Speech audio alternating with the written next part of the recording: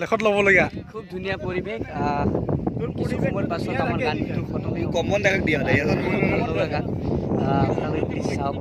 বাবুচাই বহুতখিনি কষ্ট কৰিছে আৰু আমি বহুতখিনি কষ্ট কৰিছোঁ টিমটো আৰু হিৰইনকেইটাৰ বহুত খং উঠিছে প্লিজ ইয়াৰ পৰা এইটো চাইড কৰি দিয়ক মোক মাৰিব